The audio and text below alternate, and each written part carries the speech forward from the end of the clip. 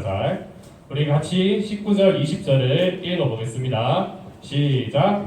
그러나 베드로와 요한은 이렇게 대답했습니다.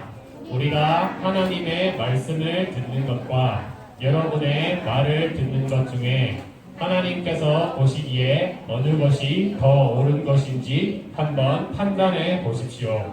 우리는 우리가 보고 들은 것을 말하지 않을 수가 없습니다. 아멘. 오늘은 담대하게 하시는 성령님이라는 제목으로 사도행전 6번째 설교를 하도록 하겠습니다. 여러분, 지난주 교회 처음 오니까 어땠어요? 좋았어요? 이런거 예배 드리니까 좋아요? 반응이 영 아닌데 다시 한 번만 더 물어볼게요. 이런거 지난주에 예배 드리니까 좋았어요? 네. 오늘도 오니까 좋아요? 네. 우리를 이곳에 모이게 해주신 하나님께 감사하기를 바랍니다. 그리고 우리가 지금 11층에 이사를 왔잖아요. 그죠? 생각해보니까 여기 1학년 친구들 있죠? 1학년 친구들은 작년에도 여기를 왔었어요. 맞죠? 그러니까 얘들은 그러니까 베테랑이에요. 완전 두 번째 이 공사를 겪고 있어요.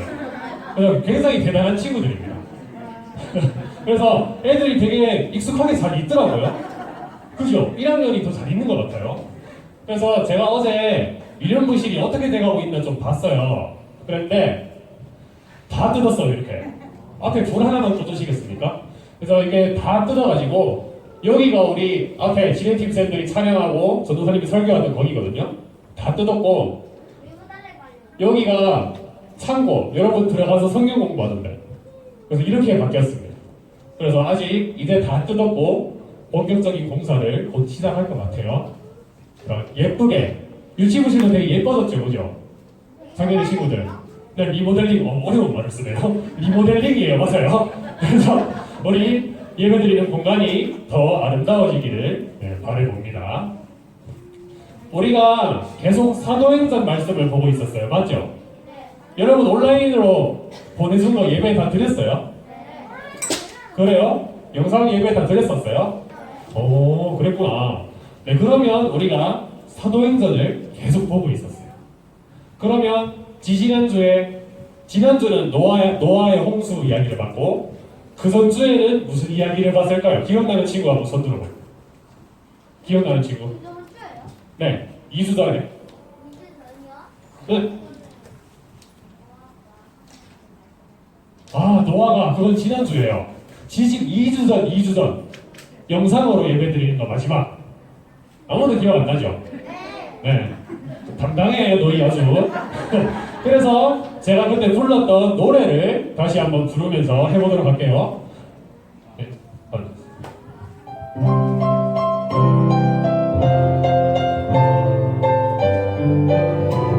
기억나나 모르겠네.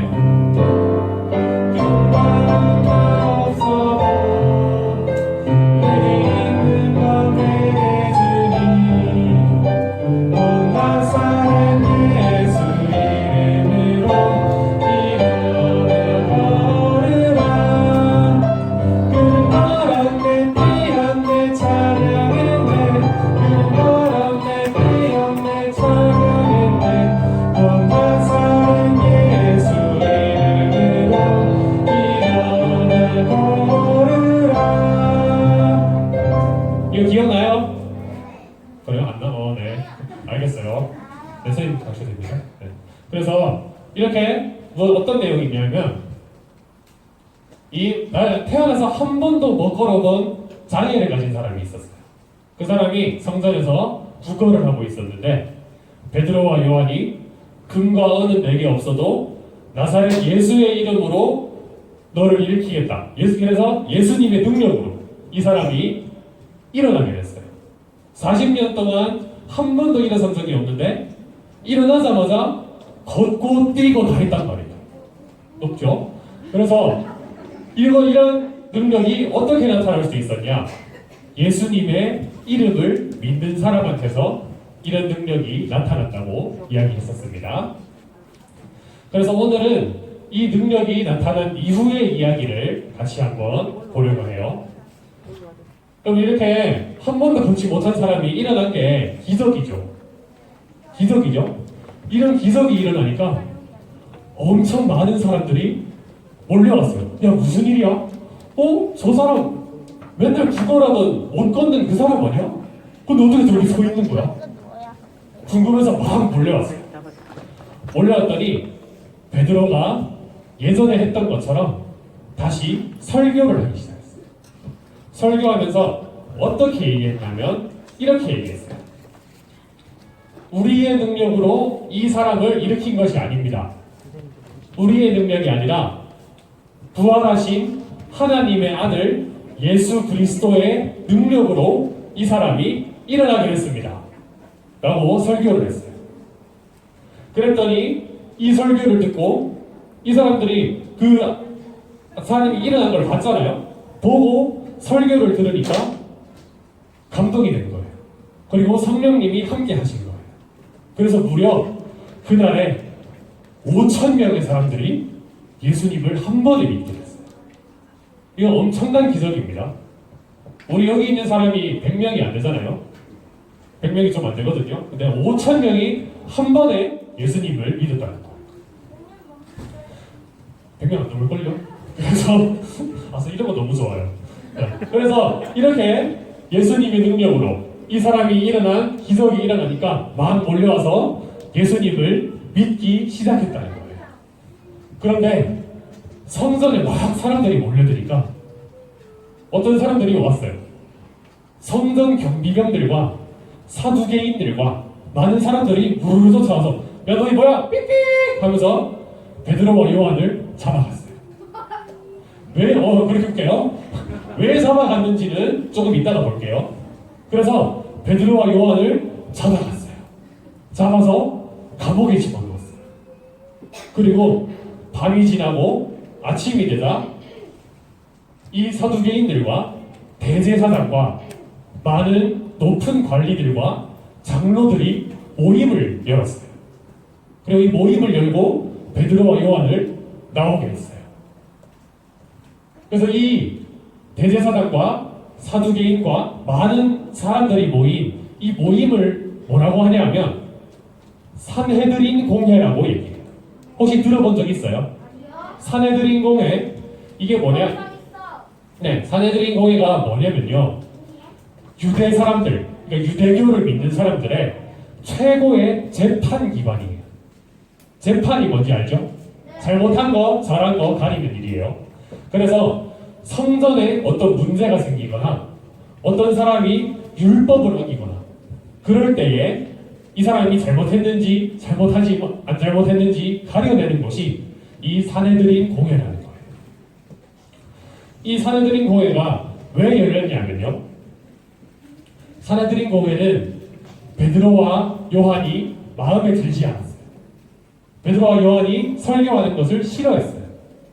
왜 그랬을까요? 자기들의 권력이 떨어질까봐. 네. 이따가 할인보 하나 받아가세요. 또, 왜 싫어했을까요? 네, 여기 유겸이요. 네, 유겸이. 네, 다른 사람들은 뮤트.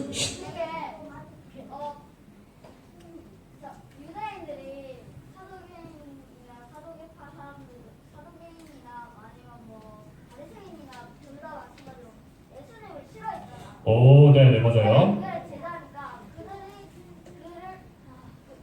하나님을 비방한다고 생각합니다. 네, 오케이. 네, 알겠습니다. 유겸이도 나중에 할인보 하나 받아가세요. 자, 이 이유를 보도록 할게요.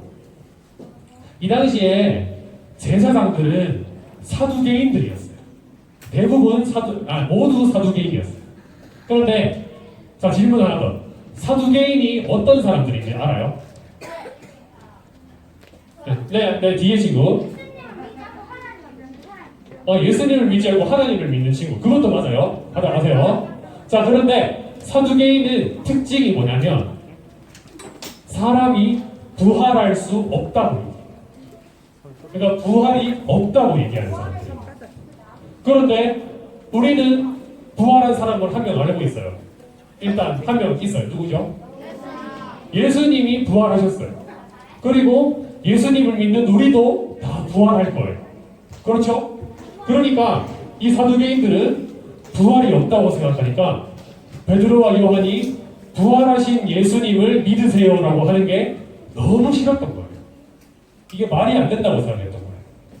그리고 아까 유겸이가 말한 것처럼 이 사람, 뒤에 친구도 말한 것처럼 하나님을 믿어야 되는데 예수님은 하나님의 아들이 아니라고 생각했던 거예요.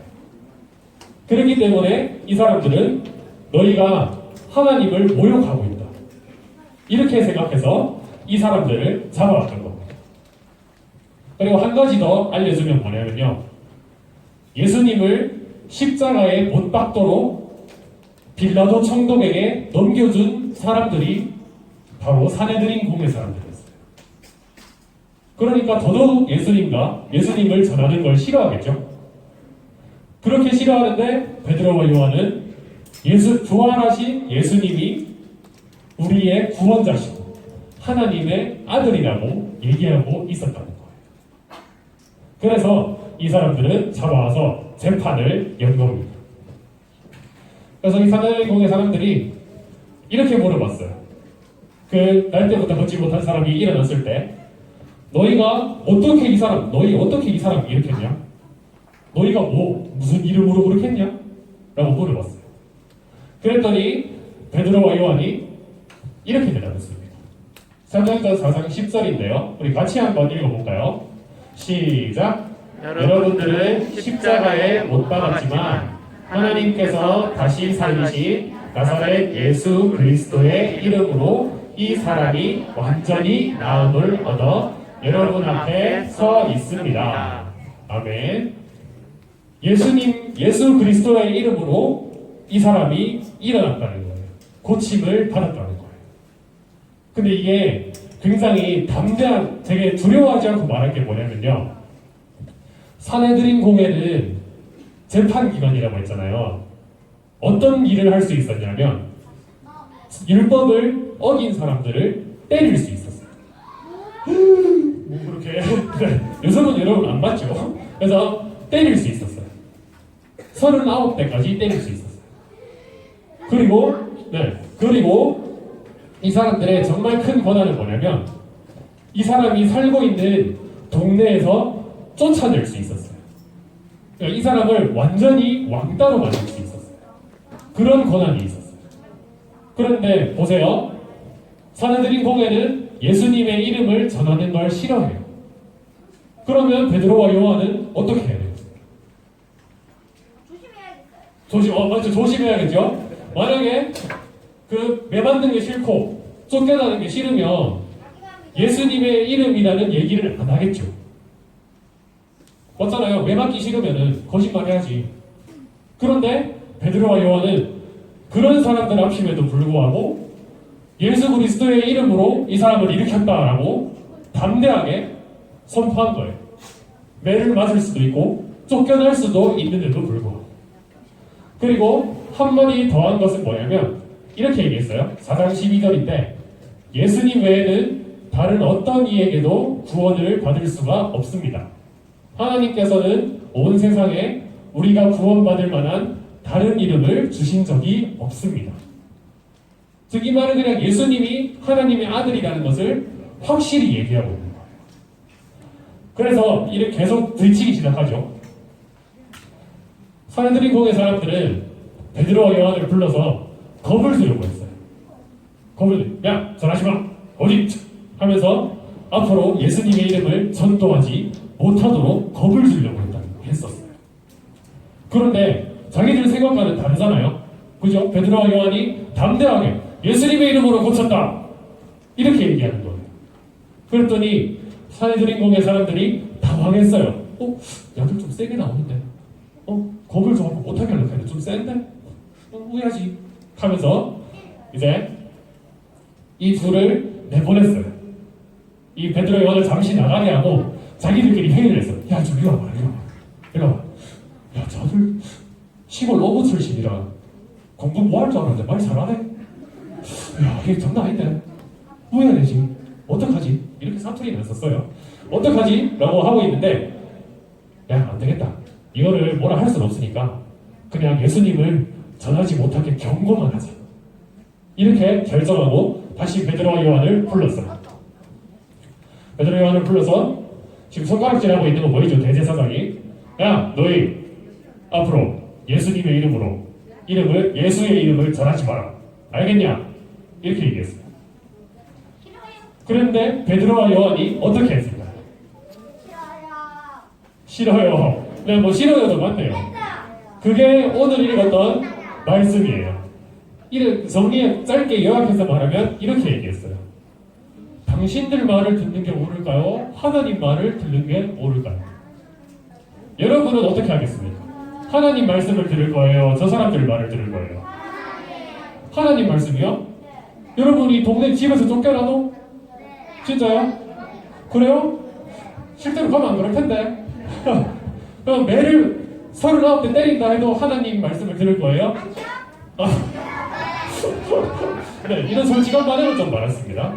이게 어려운 일이에요. 정말로.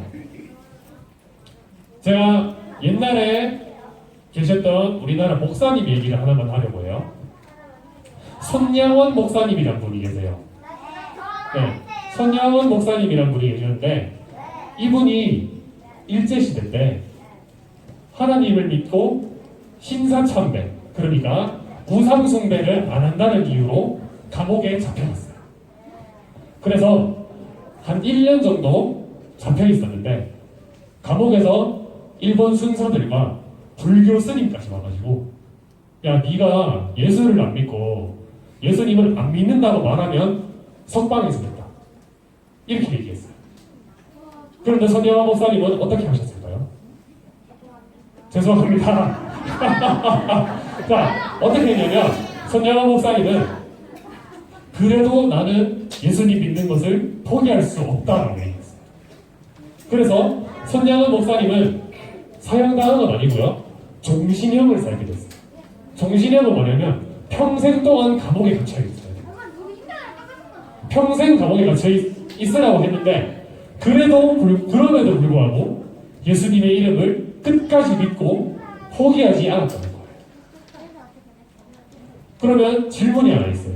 여러분은 아까 매를 맞아도 하나님 말씀대로 할 거냐라는 질문에 못할 것 같다는 친구들도 있었어요. 그죠?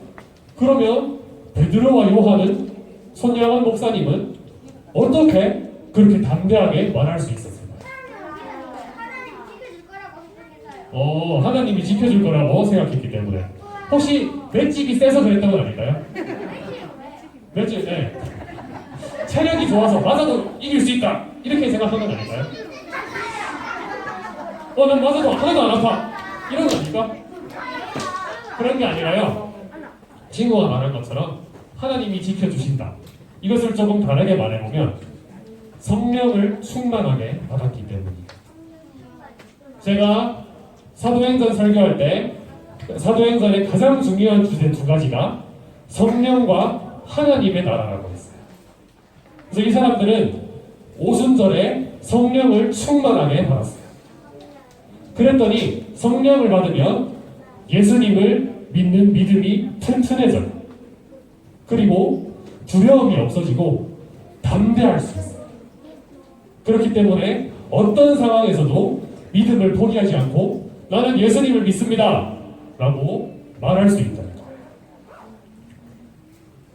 이것은 오히려 이렇게 했어요. 그래서 이 베드로와 요한이 우리는 하나님 말씀대로 할 겁니다, 당신 말을 들을 수 없습니다, 이랬더니 또 할 말이 없는 거예요, 대제 사람들이.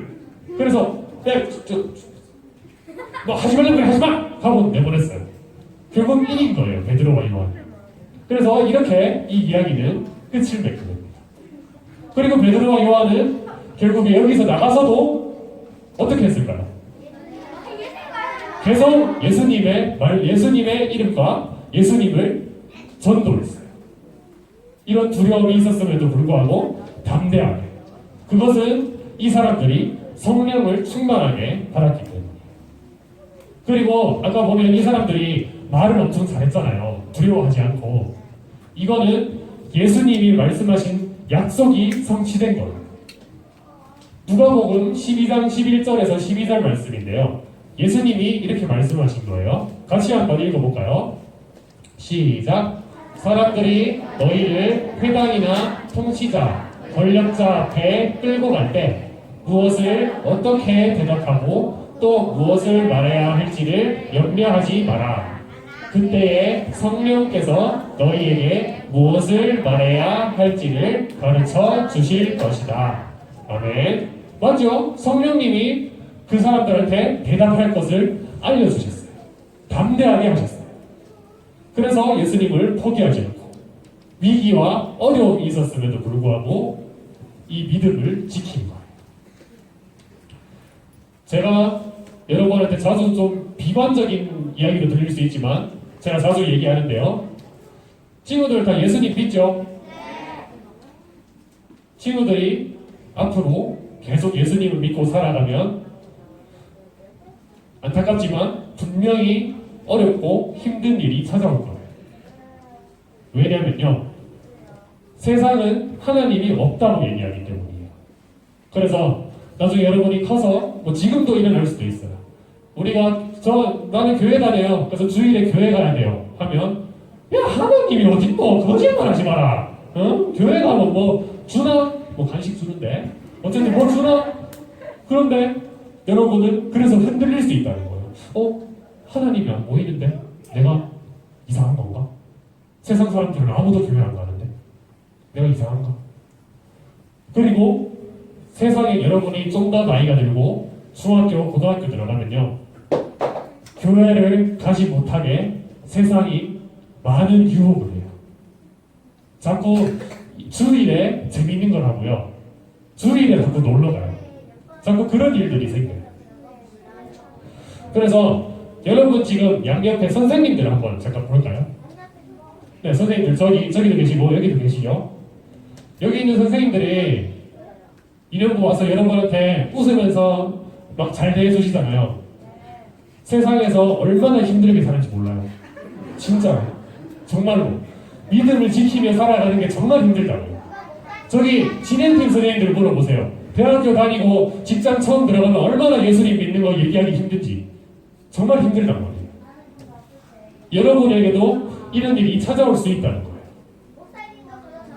네, 저도 그래요. 맞아요. 저도 힘들어요. 이번 주에 과제 많은데 힘들어요. 그런데 이런 힘듦을 이길 수 있게 하시는 분이 성령님이시라고요. 우리가 예수님을 믿어야 구원을 받고 천국 가는 거 맞죠? 아니에요. 우리가 하나님 나라 어떻게 들어가죠? 이건 좀 긴 맞았다. 자, 하나님 나라에 들어가는 건 예수님을 믿어야 된다는 거예요. 구원받고 하나님 나라에 들어가려면 예수님을 믿어야 되는데 그 예수님을 믿게 해주시는 분이 성령님이에요. 그러니까 성령으로 충만한 사람은 어떤 상황에서도 믿음을 지킬 수 있게 도와주신다는 거예요. 그래서 여러분은 하나님의 말씀을 묵상하면서 그리고 기도하면서 어떻게 기도해야 되냐면 우리 마음속에 성령님을 충만하게 주세요 라고 기도해야 된다는 겁니다. 그래서 말씀과 기도로 하나님께 나아갈 때 하나님이 성령을 충만하게 선물로 주실 거예요. 그래서 여러분도 저도 여기 선생님들도 성령을 충만하게 받아서 베드로와 요한처럼 쫓겨나고 매맞을 것을 감수하고 그럴지도 모르는데 담대하게 예수님을 선포한 것처럼 우리도 성령으로 충만해져서 예수님을 믿는 믿음을 지키고 또 더 나아가서 예수님을 전파하고 선포하는 전도하는 그런 귀한 유년부 친구들이 되었으면 좋겠습니다. 네, 우리 헌금하겠습니다.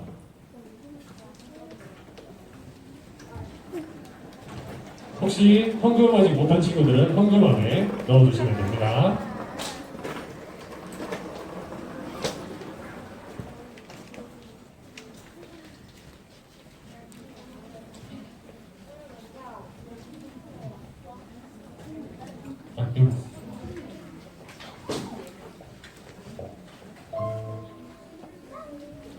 아,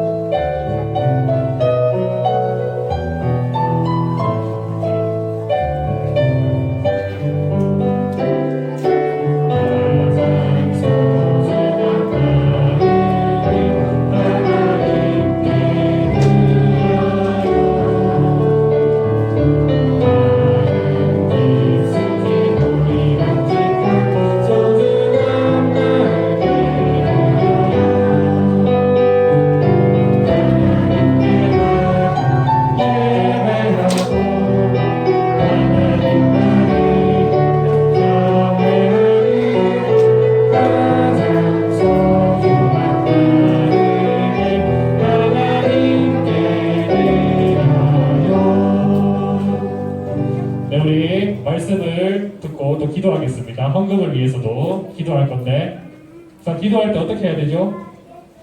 기도할 때 어떻게 해야 되죠? 저랑 눈이 마주치는 친구들은 뭘까요? 누굴까요? 앞으로 이름을 부를 거예요. 자, 우리 기도하고 주기도문까지 하고 예배를 마칠게요. 아직 준비가 안 된 친구들이 있는데, 자, 아직 기도 준비가 안 된 친구가 있어요. 다 되면 시작할 거예요. 저랑 눈싸움 하고 있어요, 지금. 네. 눈 감고 손 모으고. 네, 기도하겠습니다. 네, 아직 한 명 있네요. 기도하겠습니다. 하나님 감사합니다. 우리가 코로나 바이러스 때문에 모이지 못하다가 이제 2주째 유료부 예배를 드리게 되었습니다. 아직까지 확진자가 나지 않게 하시고 아이들, 우리 친구들 건강을 지켜주심에 너무나 감사를 드립니다. 우리가 이곳에서 예배를 드리면서 성령님에 대해서 배우고 있습니다. 베드로와 요한이 성령으로 충만해지자 매를 맞고 쫓겨날 것을 두려워하지 않고 담대하게 예수님의 이름을 선포하는 것을 보았습니다. 그리고 잠시 본 손야원 목사님도 감옥에 평생 갇힐 것을 각오하고도 끝까지 예수님 믿는 믿음을 지켰습니다. 어떻게 이렇게 할 수 있었느냐 하면 성령님을 충만하게 받았기 때문입니다. 우리에게도 성령을 충만하게 부어주셔서 어떠한 상황에도 믿음을 포기하지 않게 하시고 이 믿음을 끝까지 지켜서 하나님 나라에 들어갈 수 있는 그 귀한 축복을 누릴 수 있게 도와주세요. 우리 어린이들에게 성령을 충만하게 부어주셔서 어떠한 상황에서도 예수님을 포기하지 않고 또 예수님을 사랑하고 또 하나님의 말씀을 지키며 살아가는 인형부 친구들 될 수 있게 도와주세요. 올 때 또 빈손으로 오지 아니하고 하나님께 귀한 예물을 올려드립니다. 이 예물을 받으시고 아이들의 건강과 마음과 영혼 모든 것을 보호하고 지켜주시기를 간절히 소원합니다. 예수님의 이름으로 기도드립니다. 네, 우리 주기도문으로 예배를 마치겠습니다. 하늘에 계신 우리 아버지여, 이름이 거룩히 여김을 받으시오며 나라에 임하옵시며 뜻이 하늘에서 이룬 것 같이 땅에서도 이루어지이다. 오늘날 우리에게 일용할 양식을 주옵시고 우리가 우리에게 죄 지은 자를 사하여 준 것 같이 우리 죄를 사하여 주옵시고 우리를 시험에 들게 하지 마옵시고 다만 악에서 구하옵소서. 대개 나라와 권세와 영광이 아버지께 영원히 있사옵나이다. 아멘. 네, 총무 선생님 나오셨습니다.